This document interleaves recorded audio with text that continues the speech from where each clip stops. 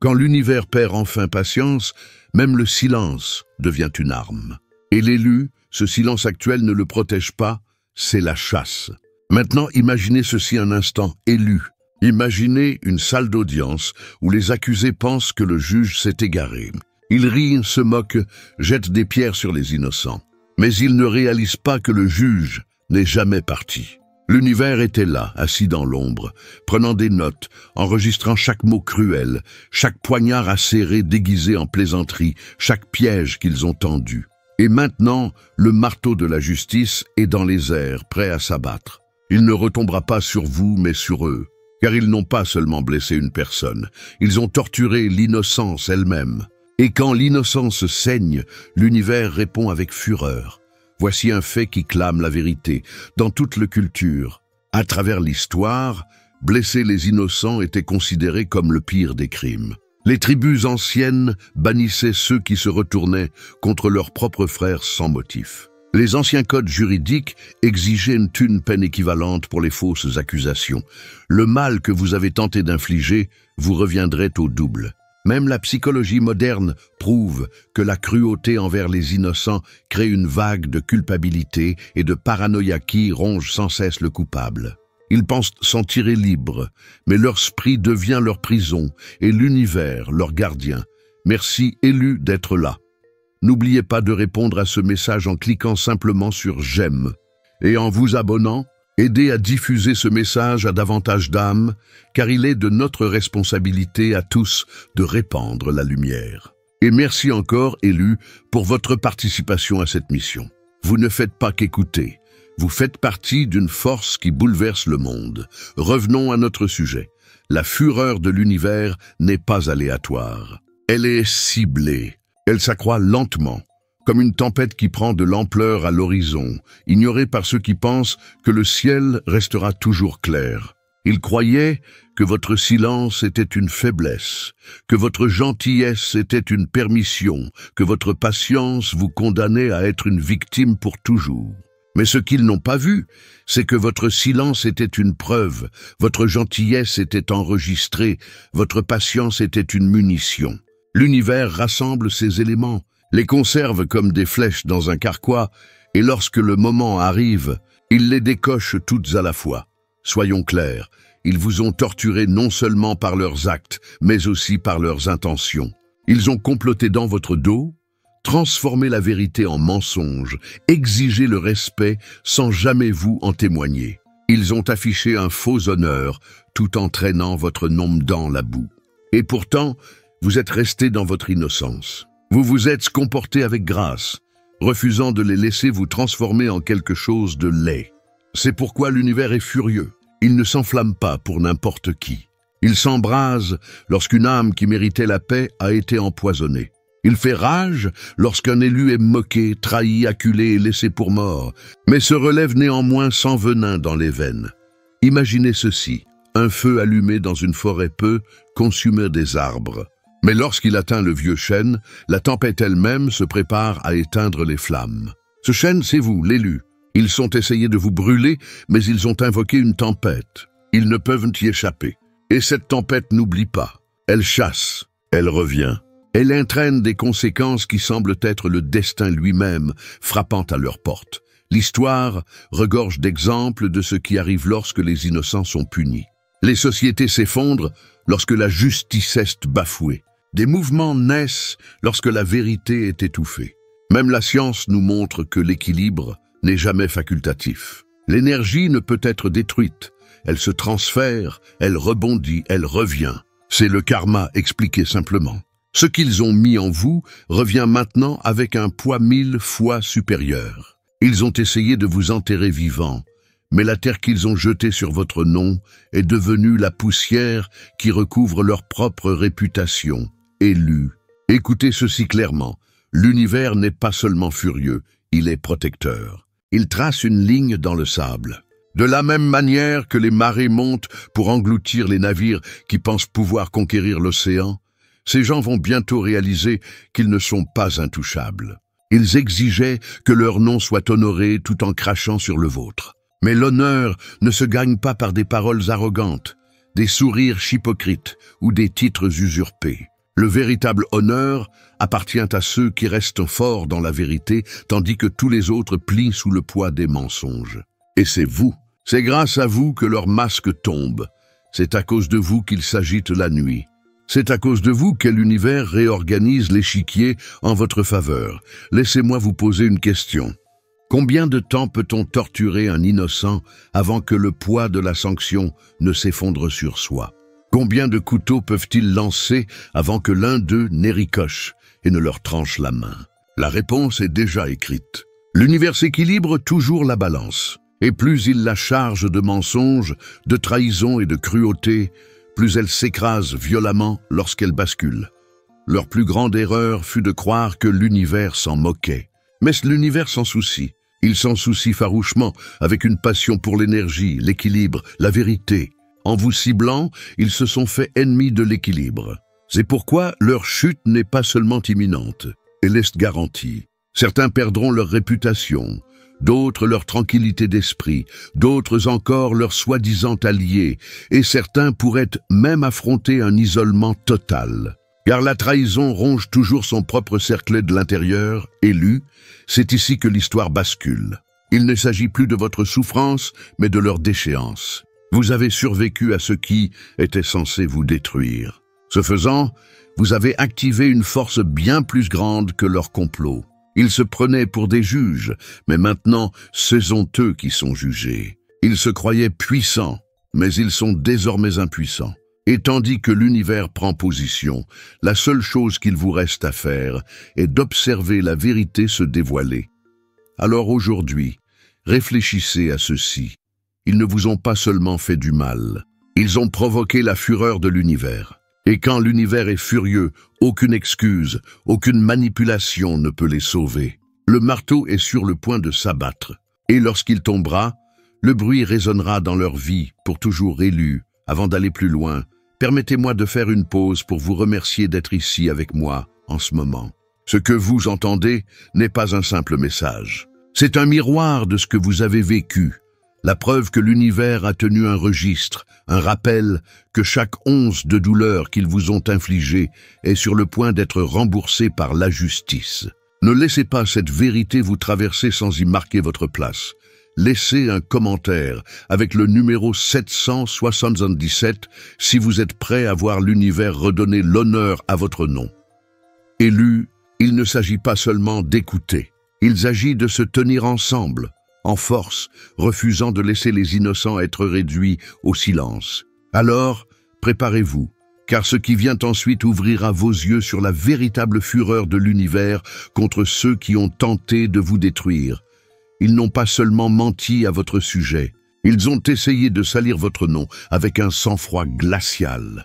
La pire forme de violence ne s'exerce pas avec les poings, mais avec des langues assez acérées pour déchirer une réputation en lambeaux. Élus, soyons honnêtes, ils ne vous ont pas simplement menti. Ils ont tenté d'assassiner votre caractère, d'enterrer votre honneur, d'étouffer l'air même de votre identité. Ce n'était pas de simples ragots, ce n'était pas de simples mots. C'était une guerre psychologique. Ils ont monté un procès sans preuve, vous ont déclaré coupable sans verdict et ont célébré votre chute avant même que l'univers n'ait rendu son jugement. Ce n'était pas de la calomnie. C'était une tentative de meurtre de l'âme. Imaginez un instant, quelqu'un prend votre portrait, le déchire en morceaux, le recolle sous une forme déformée, puis le présente au monde en disant « Voici qui ils sont ». C'est exactement ce qu'ils ont fait avec votre nom, votre histoire, votre essence.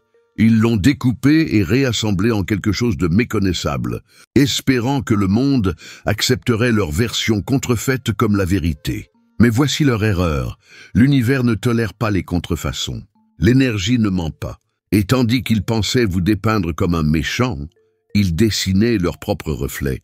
Certains d'entre vous se demandent peut-être pourquoi l'univers se soucie-t-il des mensonges? Pourquoi ce que disent les gens est-il important? Voici un fait qu'ils ont ignoré. Les mots portent une énergie. Les neurosciences le confirment. Le langage ne se contente pas de communiquer. Il programme la perception. Des sociétés entières ont été bâties ou détruites par des mensonges. Des guerres ont été déclenchées par des rumeurs. Des innocents ont été exécutés à cause de fausses accusations. Ainsi, lorsqu'ils ont menti sur vous, ils ne déformaient pas seulement la vérité, ils l'armaient. Et lorsque la vérité est utilisée comme une arme contre les innocents, l'univers le prend personnellement. Leurs mensonges n'étaient pas anodins, élus. Ce n'étaient pas des lapsus. C'étaient des coups de poignard intentionnels, conçus pour percer votre identité. Ils n'ont pas simplement dit « cette personne m'a offensé ».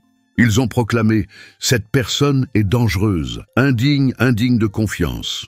Ce n'est pas un conflit, c'est un assassinat. Il y a une différence entre quelqu'un qui conteste vos actes et quelqu'un qui tente de vous effacer.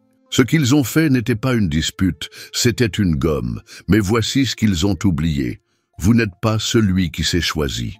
Vous n'avez pas couronné votre propre intégrité.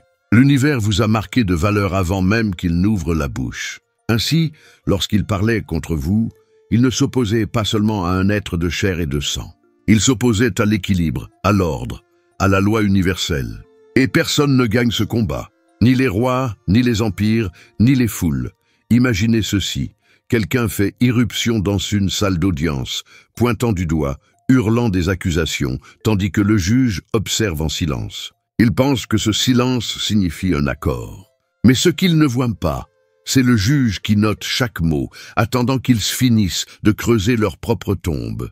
C'est exactement ce qui s'est passé ici. Vous n'aviez pas besoin de vous défendre, car l'univers enregistrait l'épreuve. Chaque calomnie, chaque murmure, chaque faux témoignage a été consigné. Et maintenant, ces mots ne sont pas votre fardeau, ils sont leur chaîne. Répondons à la question qui vous taraude. Pourquoi ont-ils fait cela? Pourquoi était-il si crucial de détruire votre nom? Parce que votre présence dévoilait leurs mensonges. Votre lumière révélait leurs ombres. Votre innocence rendait leur culpabilité indéniable. Et plutôt que de confronter leur propre corruption, ils ont essayé de réécrire la réalité, espérant vous effacer au lieu de se réformer. C'est de la lâcheté à l'état pur, le genre de lâcheté que l'histoire punit toujours. Voyez-vous, élus, les mensonges sont des parasites. Ils ne survivent qu'en s'accrochant à un hôte. Et ils se sont accrochés à votre histoire, car votre vérité était trop puissante seule. Ils pensaient qu'en la recouvrant de boue, personne ne reconnaîtrait votre génie, mais les parasites affaiblissent toujours leur hôte avant de se détruire eux-mêmes. Et c'est ce qui leur arrive maintenant. Leurs mensonges les dévorent de l'intérieur. Cette paranoïa qu'ils ressentent, cette anxiété nocturne, c'est le prix de leur tentative d'assassiner un innocent. Voici un fait concret. Ceux qui mentent sur autrui finissent piégés dans leur propre toile. Les psychologues appellent cela la dissonance cognitive. Ils doivent répéter sans cesse leurs mensonges pour couvrir le premier. Ils doivent se souvenir de chaque version tordue de leur histoire. Et finalement, ils trébuchent. Ils se contredisent. Ils exposent leur fraude. Tôt ou tard, leur façade s'effondre. Et devinez qui reste intact lorsque la poussière retombe? Vous, celui qu'ils ont tenté de détruire, l'élu. La fureur de l'univers ne vient pas seulement de ce qu'ils ont dit, mais de l'arrogance avec laquelle ils l'ont fait. Ils se pavanaient, souriants, confiants, comme s'ils avaient réécrit le destin lui-même. Ils se croyaient plus malins que la vérité, plus forts que l'équilibre, intouchables par les conséquences. Mais l'arrogance est la drogue la plus coûteuse. Elle vous fait planer jusqu'à ce que la chute brise chaque os de votre esprit. Leur chute est imminente, non parce que vous l'avez souhaité, mais parce que la loi universelle l'exige. Imaginez un boomerang. Ils vous ont lancé des mensonges avec toute leur force, pensant qu'ils vous renverseraient. Mais les mensonges sont de l'énergie, et l'énergie revient toujours. Ce boomerang tournoie déjà dans les airs, et lorsqu'il reviendra, il ne les frappera pas seulement. Il leur coupera le souffle, leur identité. Les mêmes mots qu'ils sont utilisés pour vous détruire seront désormais ceux qui les dénonceront. C'est cela, la justice. C'est cela, l'équilibre. C'est la fureur en marche. Alors, élus, tenez fermement cette vérité.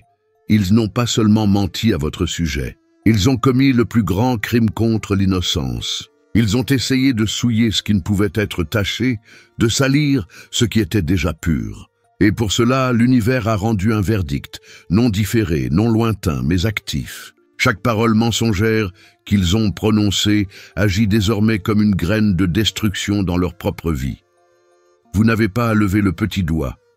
La balance penche déjà. Ce n'est pas une revanche, ni même une vengeance. C'est une correction. L'univers rétablit l'équilibre, restaure l'honneur de votre nom tout en dépouillant le leur. Et lorsque cela arrivera, le monde verra clairement qui était le menteur et qui était innocent depuis le début. Que cela devienne votre force. Leurs mensonges ne peuvent vous tuer, mais ils se tueront eux-mêmes. Leur campagne de calomnie peut vous enterrer, mais elle enterrera leur réputation. Et la fureur de l'univers rugit déjà. Leur temps de fausse gloire est révolu. Votre temps de justification a commencé. Ils n'ont pas seulement maltraité votre personne, ils ont ri au visage de la décision de l'univers. L'orgueil le plus dangereux n'est pas de se croire supérieur aux autres, mais de penser qu'on peut surpasser l'univers lui-même. Élus, soyons réalistes, ils ne vous ont pas seulement maltraité, ils se sont moqués de la décision même de l'univers. C'est ce qui distingue cela de la jalousie mesquine, de l'envie ordinaire ou d'une simple aversion. Ce n'était pas une question de personnalité, de vos choix, ni même de vos erreurs. Il s'agissait du fait que vous avez été choisi et que ne l'était pas. Et rien ne consume davantage un cœur amer que de voir l'univers élever quelqu'un qu'ils avaient déjà rejeté comme indigne. Imaginez ceci un instant. Un entretien d'embauche où le recruteur ignore le candidat bruyant, sûr de lui, répétant des promesses vides, et choisit plutôt celui qui reste discret dans un coin, parlant avec vérité plutôt qu'avec performance. Le candidat rejeté sort furieux, criant « Comment ont-ils pu le choisir, lui plutôt que moi ?» C'est exactement ce que ressentaient vos ennemis. Vous n'étiez pas ce qu'ils attendaient, vous n'étiez pas ce qu'ils voulaient, et parce que vous ne correspondiez pas à leur image, ils croyaient que vous ne pouviez pas être choisi. Mais l'univers n'est pas influencé par le théâtre, il est ému par l'authenticité. Et c'est cette authenticité qui vous a rendu intouchable. Voici une citation qui touche en plein cœur. L'univers ne choisit pas la voix la plus forte, mais l'âme la plus vraie. Cette vérité seule explique pourquoi il ne vous supportait pas. Il n'était pas en colère à cause de ce que vous faisiez, mais à cause de ce que votre existence révélait d'eux. Vous avez exposé leur rejet sans même le vouloir. Chaque fois que vous entriez dans une pièce, votre force tranquille leur rappelait qu'ils n'étaient pas l'élu.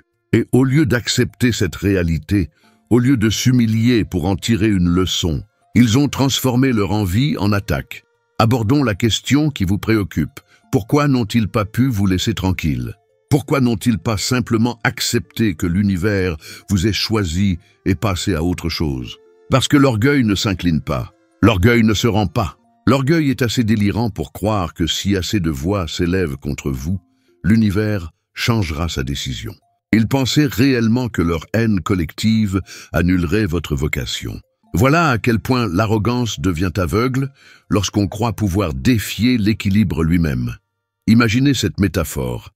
Un arbitre dans un match de championnat rend sa décision finale. L'équipe perdante explose de rage, crie contre l'arbitre, piétine et rallie la foule contre le verdict. Mais malgré leur colère, le tableau d'affichage ne change pas. La décision est maintenue. Vous, élus, êtes cette décision finale. Leurs crises ne sont que du bruit face à ce qui est déjà scellé. Voici une autre citation pour les faire suffoquer. Votre rejet n'efface pas l'acceptation que l'univers m'a accordée. Ils avaient besoin d'entendre cela, car chaque insulte, chaque diffamation, chaque tentative de sabotage venait de la conviction que leur désapprobation pesait plus lourd que la vérité. Mais cela n'a jamais été le cas. L'univers ne négocie pas avec l'amertume. Il ne reconsidère pas face aux crises de colère. Il choisit, il scelle et il tient bon. Laissez-moi vous offrir un fait qui apaisera votre âme. Élu. La psychologie a prouvé que lorsque les gens se sentent ignorés ou négligés, cela déclenche une honte profonde. Cette honte, si elle n'est pas guérie, se transforme en rage contre ceux qui ont été choisis à leur place. Autrement dit, leur guerre contre vous n'a jamais été à votre sujet. Elle concernait la blessure intérieure que votre présence révélait. Vous ne les avez pas brisés, leur propre ego l'a fait. Vous étiez simplement le miroir dans lequel ils ne pouvaient supporter de se regarder. Imaginez cette autre métaphore. Un agriculteur sort pour planter des graines.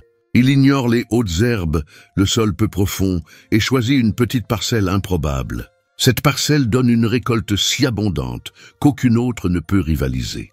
Les mauvaises herbes crient « Pourquoi eux? Pourquoi pas nous ?» Mais l'agriculteur ne répond pas. Il arrose simplement ce qu'il a choisi. C'est exactement ce qui vous est arrivé. L'univers vous a choisi en silence, vous avez grandi en silence, et maintenant votre récolte est indéniable. Leur bruit n'a pas d'importance, leur envie n'a pas d'importance. La seule chose qui compte est la décision déjà prise. Répondons à une autre question. Qu'est-ce qui prouve qu'ils n'ont jamais été choisis? La preuve réside dans leur réaction, car quelqu'un d'humble ne se moque pas des décisions de l'univers, il les respecte. Même s'il ne les comprend pas, il honore le processus. Mais eux ne pouvaient pas l'honorer. Ils s'en sont moqués, y ont résisté, ont tenté de le détruire. Et c'est la preuve la plus évidente de pourquoi ils ont été ignorés. Leur propre comportement a confirmé leur rejet. Voici une autre citation pour sceller cette vérité. Un cœur qui attaque l'élu prouve seulement qu'il n'a jamais été digne d'être choisi. C'est la réalité, élu. Vous êtes devenu leur menace. Non pas à cause de ce que vous avez dit ou fait, mais simplement à cause de ce que vous représentiez. Vous étiez la preuve vivante que l'univers ne se plie ni à leur ego, ni à leurs titres, ni à leurs attentes. Vous étiez la contradiction qui révélait leur mascarade. Vous étiez la preuve que la vérité triomphe discrètement, tandis que les mensonges crient fort et s'éteignent. Alors, que se passe-t-il maintenant? Qu'arrive-t-il à ceux qui se moquent des décisions de l'univers? Imaginez une tempête qui approche. Le vent plie les arbres, la foudre déchire le ciel, et la pluie emporte tout ce qui n'est pas enraciné. Cette tempête vient pour eux, non parce que vous l'avez souhaité, mais parce que se moquer de l'équilibre, de l'ordre, de la vérité est le moyen le plus rapide d'inviter la destruction. Ils pensaient se moquer de vous. Ils ne le faisaient pas. Ils se moquaient de la sagesse qui vous a choisi. Et quand on se moque de la sagesse, on finit par entrer en collision avec la correction. C'est là que la fureur de l'univers devient indéniable. Ils ont insulté la décision. Ils ont craché sur le processus. Ils sont tentés de renverser ce qui ne peut être renversé. Et maintenant, leur exposition sera publique. Leur chute ne sera pas cachée. Tout comme ils se sont moqués de vous devant les autres, ils seront corrigés devant les autres. C'est ainsi que l'univers rétablit l'équilibre, ouvertement, indéniablement, avec précision. Alors, élus, laissez ceci vous nourrir. Le rejet n'a jamais été le verdict final. Leur désapprobation n'a jamais été la vérité. Vous portez le sceau de l'univers, et aucune foule, aucune horde, aucun haineux ne peut annuler cela. Ils prouvent déjà leur indignité par la manière dont ils vous ont traité, et vous prouvez votre force par la manière dont vous avez tenu bon. L'univers est furieux, non parce que vous avez imploré sa protection, mais parce que l'équilibre défend ce qui est juste. Et voici le simple fait. Ils ne vous ont pas seulement maltraité, ils ont ri de la décision de l'univers. Et ce crime porte des conséquences bien plus lourdes que leurs égos fragiles ne peuvent supporter. Leur saison de moquerie est terminée. Leur rire devient creux. Leur unité dans la haine s'effrite. Et votre justification est déjà en marche. Ils voulaient votre ruine, pas la réalité, car votre innocence criait leur culpabilité. Les coupables ne détestent jamais les coupables. Ils détestent l'innocent qui leur rappelle ce qu'ils ne seront plus jamais. Élus, allons au cœur du sujet. Ils ne se souciaient pas de la vérité, ils aspiraient à votre destruction. Ils ne chassaient pas les faits, ils chassaient votre sang. C'est ce qui les rendait dangereux. Votre innocence n'était pas seulement ignorée, elle était méprisée. Vous n'étiez pas une menace parce que vous causiez le chaos, mais parce que vous n'y succombiez pas. Cela seul les faisait bouillir de rage. Imaginez ceci. Un groupe de voleurs pointant du doigt le seul homme honnête dans la pièce. Ses mains propres sont la preuve de leurs mains sales. Il n'a rien volé, mais sa simple présence les fait paniquer car son innocence expose leur corruption. C'est exactement pourquoi ils voulaient votre chute. Votre calme, votre paix, votre refus de jouer selon leurs règles sales n'était pas une faiblesse, c'était une preuve. Et les preuves terrifient les coupables. Voici le fait qu'ils n'ont jamais admis. Votre intégrité les a condamnés plus sévèrement qu'aucun juge. Vous n'aviez pas besoin de crier, de riposter ou de vous défendre. Votre simple existence silencieuse détruisait l'image qu'ils avaient si durement façonnée. Chaque fois que vous vous teniez droit, leur masque glissait. Chaque fois que vous refusiez de plier, leur mensonge se brisait. Ils n'avaient pas besoin de votre chute pour se venger. Ils en avaient besoin pour que leurs illusions restent debout. Alors ils se sont unis, ont comploté, ont exagéré, ont inventé de drames. Ils ne se sont pas contentés de vous blesser, ils voulaient vous effacer. Ils pensaient qu'en salissant votre nom assez longtemps, ils s'enterreraient votre influence. Mais voici leur erreur de calcul. L'innocence n'a pas besoin de se défendre. Elle a l'univers de son côté. Posez-vous cette question. Pourquoi était-il si bruyant? Pourquoi si dramatique? Parce que la culpabilité est incessante. La corruption a besoin de compagnie. Les âmes brisées ne supportent pas un miroir impeccable. Alors ils essaient de le briser. Mais briser le miroir n'efface pas la vérité. Cela confirme seulement ce qu'ils craignaient déjà. Comprenez ceci. Ils voulaient du sang, pas la vérité. Mais l'univers a vu chaque piège, chaque murmure, chaque fausse accusation. Et maintenant, leurs propres mots sont la corde qu'ils ont tissée. Ils voulaient vous éliminer, mais leur crédibilité s'effondre. Ils voulaient vous effacer, mais ce sont leurs noms qui se dissolvent en poussière. Votre innocence a déjà triomphé. Leur culpabilité hurle plus fort que votre silence. Et l'univers réclame justice. Forte, indéniable, irrésistible, l'univers est resté silencieux, non pour les excuser, mais pour accumuler les preuves contre eux. Le silence n'est pas une absence, c'est une surveillance. Élus, ils ont pris ce silence pour de la faiblesse. Ils pensaient que le silence de l'univers était une permission, que l'absence de réaction immédiate signifiait leur sécurité. Mais le silence ne signifie pas cécité, il signifie enregistrement.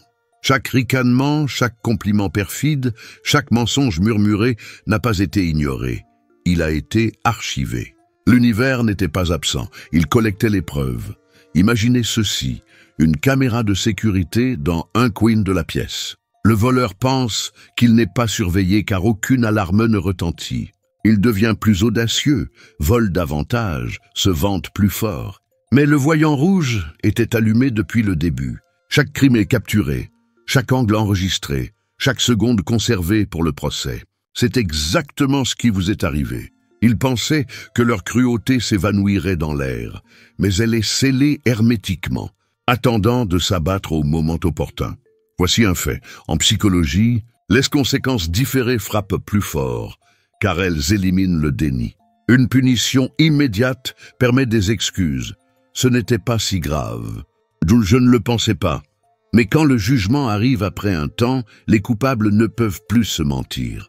C'est pourquoi l'univers n'a pas frappé rapidement, il les a laissés croire en leurs illusions.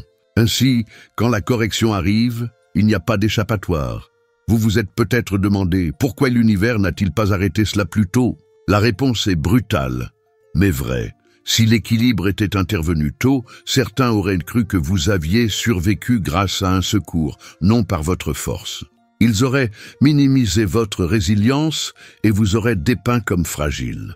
Au lieu de cela, vous avez traversé la tempête jusqu'au bout, restant pur. Et maintenant, personne ne peut nier votre force ni leur corruption.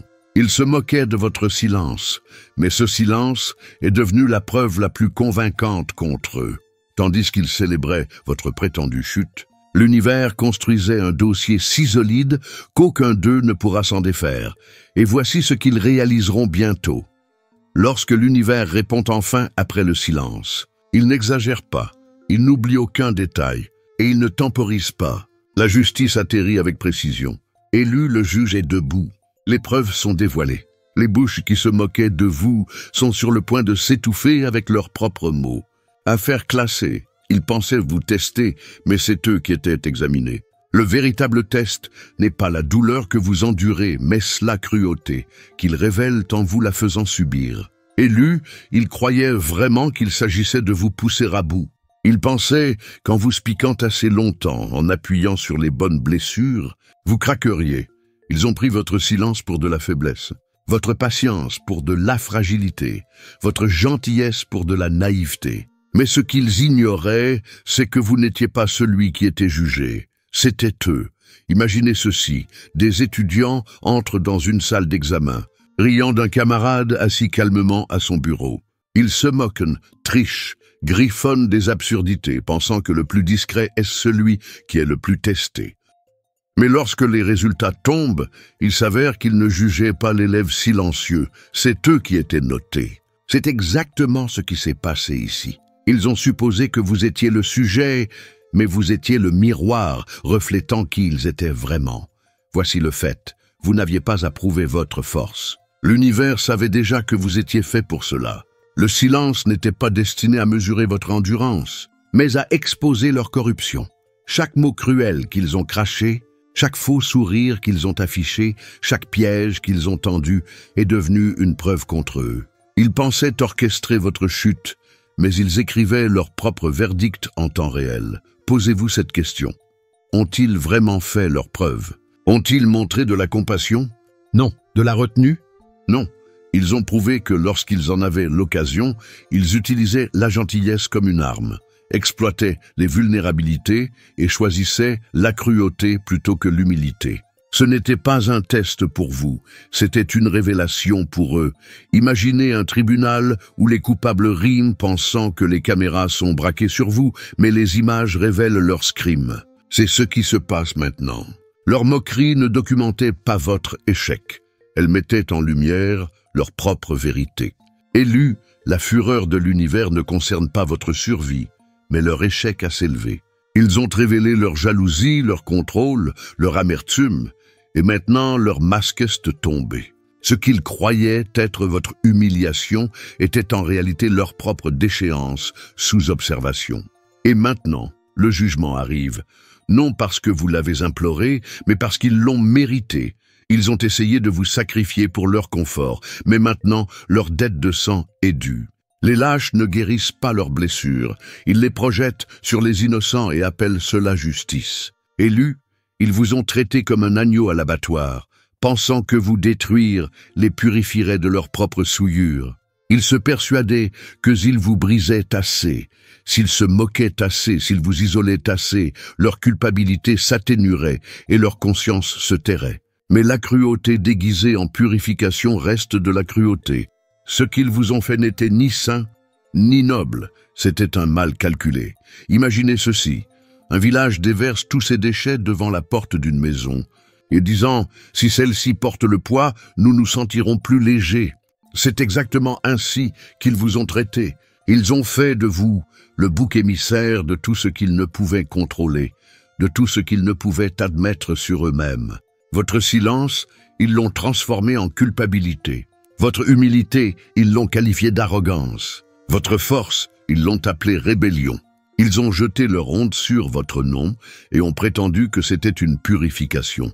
Voici le fait qu'ils n'ont jamais affronté. Il n'y avait aucune rédemption dans leurs actes. Seulement de l'ego et de l'envie. Ils ne voulaient pas guérir. Ils voulaient une cible. Et ils ont choisi la plus dangereuse de toutes, l'innocent, celui qui a pardonné, celui qui n'a jamais riposté de manière déloyale, celui qui est resté pur au milieu de leur saleté. C'est pourquoi vous les terrifiez. Votre innocence révélait leur obscurité, mais c'est là qu'ils ont fait une erreur de calcul. Cette fois, l'univers ne réécrit pas votre douleur comme leur salut. Votre souffrance n'est pas leur sermon. Votre silence n'est pas leur bouclier.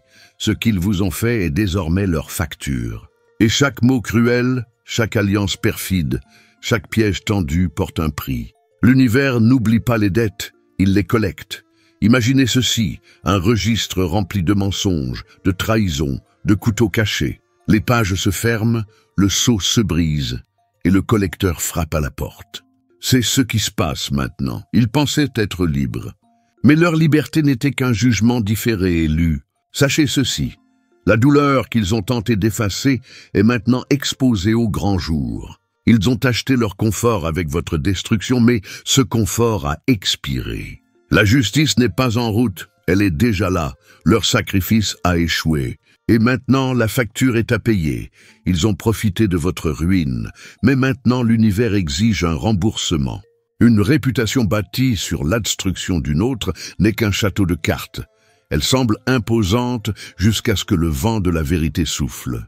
Élus, ils n'ont pas seulement essayé de nuire à votre nom, ils l'ont utilisé comme une monnaie. Ils ont transformé votre douleur en attention, vos difficultés en scénario, vos faux pas en blague, et votre guérison en chute. Chaque fois qu'ils traînaient votre nom, ils gagnaient de la sympathie. Chaque fois qu'ils vous humiliaient, ils se sentaient plus puissants. Et le monde a applaudi un instant. Mais toute cette influence était contrefaite, empruntée, non méritée. Imaginez un voleur exhibant des bijoux volés. Il parade, affichant sa richesse, prétendant qu'elle lui appartient, jusqu'à ce que le véritable propriétaire arrive avec les preuves. C'est ce qui se passe maintenant.